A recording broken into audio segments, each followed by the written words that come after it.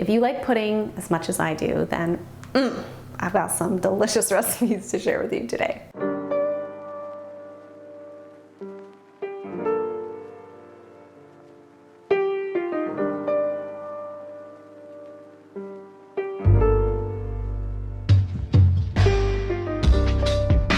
Hi everyone, how's it going? Welcome back to my channel. I am very excited today to be sharing with you how to make chia pudding 4 different ways. I love chia pudding. I feel like it makes a really great midday snack. It can make a great breakfast. It can even make a great dessert.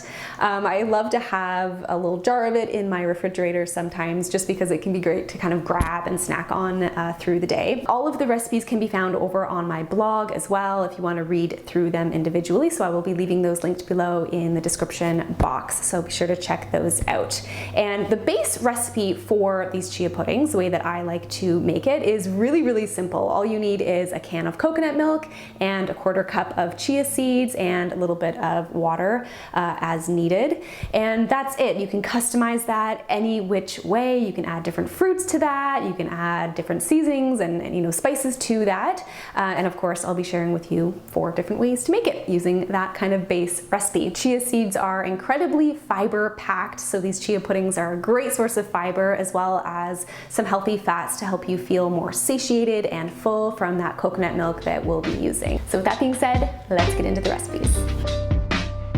So the first chia pudding recipe that we are making is a classic chocolate chia pudding. So for this recipe, you need a can of coconut milk.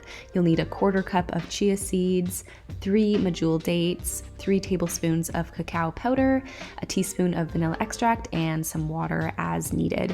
And what I like to do when preparing my medjool dates here is actually to soak them in some warm water for a few minutes to soften them. You'll first just want to peel them open and pull out the little pit inside, and then just pop them in some water. Again, it's just so that they soften up a little bit for a few minutes before you blend them. So once the dates are ready to go after 5 to 10 minutes or so, we're gonna add all of our ingredients to our blender, and we're just gonna blend everything together. Now, a lot of chia puddings are made by just mixing all the ingredients together in a bowl and letting the chia seeds do all the work and kind of thicken and gelatinize because they will thicken when they're exposed to liquids. But I like to actually blend my chia puddings because I find it makes them ultra creamy. So that is why we are blending everything together here today. Then you can just add it to your container of choice. I'm adding it here to a nice mason jar, and you can top it with whatever toppings you want. Cacao nibs are great. They add a really nice crunch, or you could do chocolate chips or some shredded coconut. It's also great to let this chill in the refrigerator for about an hour or so, but then you're good to go. It thickens up really, really quickly, and it's just the perfect classic chocolate pudding. The next recipe we're making is this banana chia pudding. So for this one, you'll need a can of coconut milk. You'll need 1 to 3 medjool dates, depending on how sweet you like it, 2 bananas, a 1/4 cup of chia seeds, and 2 teaspoons of vanilla extract, as well as some water, again, as needed. So just add all your ingredients to the blender and blend it up for a good 30 to 60 seconds until it's really nice and smooth and creamy. And as you blend, it will thicken quite rapidly because those chia seeds will start to thicken as they're being blended.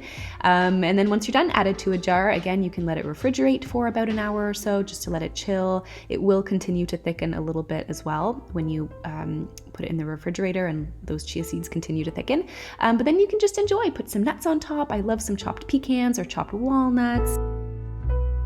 This particular chia pudding makes a great breakfast, makes a great midday snack, really tasty.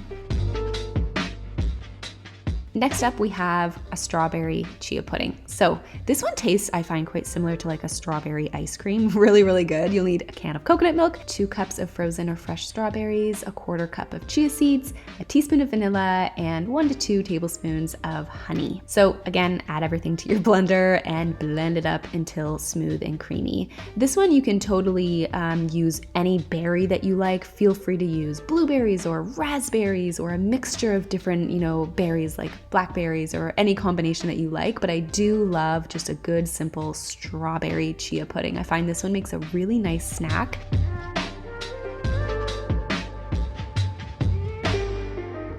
And lastly, we have here a pumpkin pie chia pudding. I had to share this very fall-inspired recipe as well in this video. So you'll need a can of coconut milk. You'll also need a can of pumpkin puree, about a 400 milliliter can, the same size as coconut milk, a quarter cup of chia seeds, a teaspoon of vanilla, and you'll also need 4 tablespoons of maple syrup.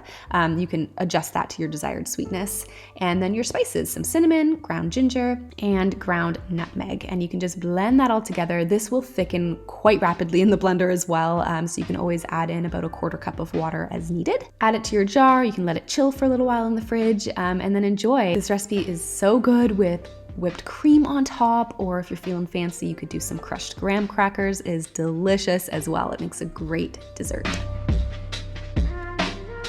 So that is it for today's video. Thanks so much for watching. I hope you give one of these chia pudding recipes a try. Let me know in the comments below which one you think you might want to try first. Again, full recipes can be found over on my blog, so the links are below in the description box, and I will see you all very, very soon.